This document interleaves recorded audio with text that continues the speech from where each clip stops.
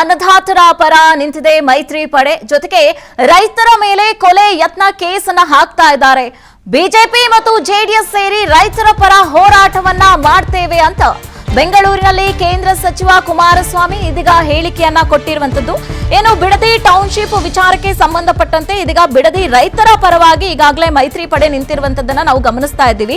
ಇದೇ ವಿಚಾರಕ್ಕೆ ಇವತ್ತು ಬೆಂಗಳೂರಿನಲ್ಲಿ ಮಾತನಾಡಿರುವಂತಹ ಕೇಂದ್ರ ಸಚಿವ ಕುಮಾರಸ್ವಾಮಿ ಅವರು, ನಾವು ರೈತರ ಜೊತೆ ಯಾವತ್ತೂ ಕೂಡ ಇದೀವಿ, ಹಿಂದೆಯೂ ಇದೀವಿ, ಮುಂದೆನೂ ಕೂಡ ಇರ್ತೀವಿ. ಬಿಡದಿ ರೈತರ ಮೇಲೆ ಕೊಲೆ ಕೇಸ್ ಯತ್ನವನ್ನ ಕೂಡ ಹಾಕ್ತಾ ಇದ್ದಾರೆ. ಈ ಎಲ್ಲ ವಿಚಾರಕ್ಕೆ ಸಂಬಂಧಪಟ್ಟಂತೆ ಸಚಿವ ಕುಮಾರಸ್ವಾಮಿ ಪ್ರತಿಕ್ರಿಯೆಯನ್ನ ಕೊಟ್ಟಿದ್ದಾರೆ. ನ್ಯಾಯಾಲಯದಲ್ಲಿ ಫೇಸ್ ಮಾಡಬೇಕು, ಕಾನೂನು ಹೋರಾಟ ಅವ್ರು ರೈತರ ಪರವಾಗೂ ಮಾಡ್ತೀವಿ. ಸರ್, ಬಿಜೆಪಿ ಅವರು ಇವತ್ತಿಂದ ಹೋರಾಟ ಕೇಳಿದ್ದಾರೆ.